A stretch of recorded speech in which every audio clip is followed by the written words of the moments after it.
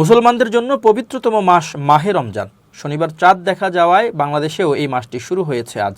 দীর্ঘ এক মাস রোজা রাখার পর সবচেয়ে বড় ধর্মীয় উৎসব ঈদ উল ফিতর উদযাপন করবে মুসলমানরা। অথচ সেই উৎসবেও আনন্দ থাকবে না জুলাই অভ্যুত্থানে শহীদ পরিবারের ঘরে।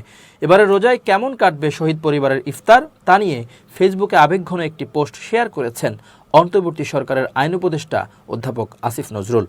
পোস্টটি জুলাই অভ্যুত্থানে শহীদ হওয়া মীর মুগ্ধর যমজ ভাই মীর স্নিগ্ধর, যেখানে স্নিগ্ধ লিখেছেন, সবাই পোস্ট দিচ্ছে, ইফতারের মূল ইনগ্রিডিয়েন্টস হলো পরিবার।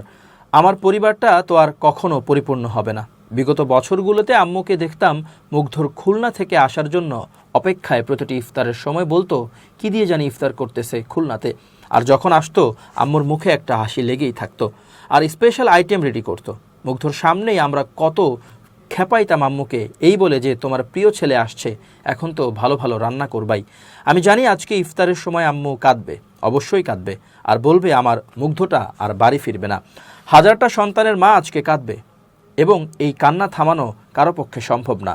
ওপারে ভালো থাকুক সব শহীদরা। রমজান মোবারক বাংলাদেশ।